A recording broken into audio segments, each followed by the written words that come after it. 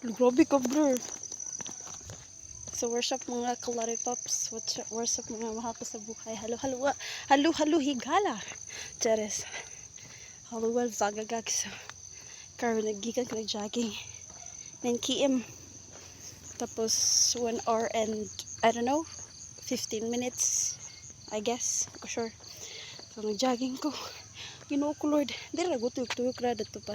Dili padulong sa sumpong pabalik pa ba ato din tato sa cruising tapos din sa covered court. Bumbo ang kada kanto na fans. Wa ko nang hinambog bayot pero nadyo kay fans. Worst of mga kamayang-mayang vlogs. Ipanood sila tapos karon pa uli nako. It is 5:48. Yes, 9 kilometer lang sa per day ba tuyok good 9 kilometer kay payot. Hago pa kay mi kagahapon gikan nag-jogging ay nagbaklay pa dun sa Kings Camp. Muramig na yung mga gamay dito. Amo gibaklay na dako kay bag pero kadto man ko sa bagamot katunga am siguro sa dalan. And yeah. So God bless sa akong 20 km every week. So hi, mag-hi sa mo. Hi sa isa ila. Hi. So sila.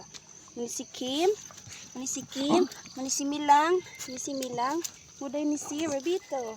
So, muni sila ako mga doggies. Siyempre, namatay na ang uban. Tagan, 1 million man sila. Kabok, hinay raw. Kasakit mo kay. Hoy! Sakit ka ayo. Overshot. Milang. Ka-overwhelm siya. So, ang namatay na mga ang namatay na mga arrow kay si Koan.